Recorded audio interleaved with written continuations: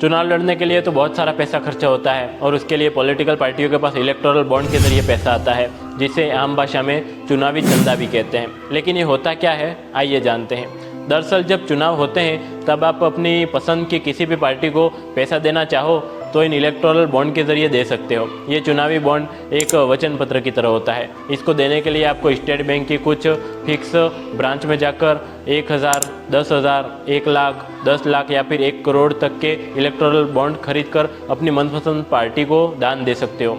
कोई भी व्यक्ति, समूह या फिर कोई कंपनी इलेक्टोरल बॉन्ड खरीद सकती है। जब आप इस बॉन्ड को खरीदते हो उसके बाद उसे पॉलिटिकल पार्टी को डोनेट करना होता है, जिसकी वैलिडिटी 15 दिन की होती है।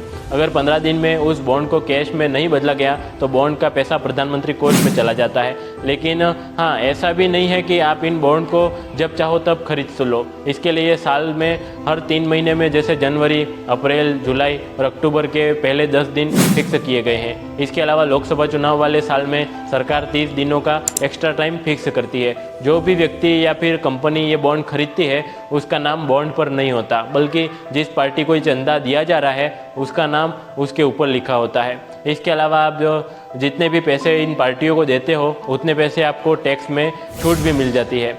इसके लिए इनकम टैक्स की धारा 80 GGC और 80 GGB के तहत यह छूट दी जाती है। इसके अलावा जिस भी पार्टी को ये पैसा मिलता है उस पार्टी को इसका पूरा हिसाब किताब इलेक्शन कमीशन को देना ज़रूरी होता है। यहाँ तक कि खर्चे का हिसाब भी रखना होता है। लेकिन इसमें बस इतना अलग है कि देने वाले की पहचान पूरी तरह से गोपनीय रखी जाती है। 2018 से अब तक इसके ज़रिए पॉलिटिकल पार्टियों को 12,000 करोड़ रुपये का चंदा मिल चुका है, जिसमें से 5,271 करोड़ रुपये बीजेपी को, 952 करोड़ रुपये कांग्रेस को, 767 करोड़ रुपये TMC को और 51 करोड़ रुपये NCP को मिला है। आपको हमारी जानकारी कैसी लगी कमेंट सेक्शन में लिखकर ज़रूर बताएं।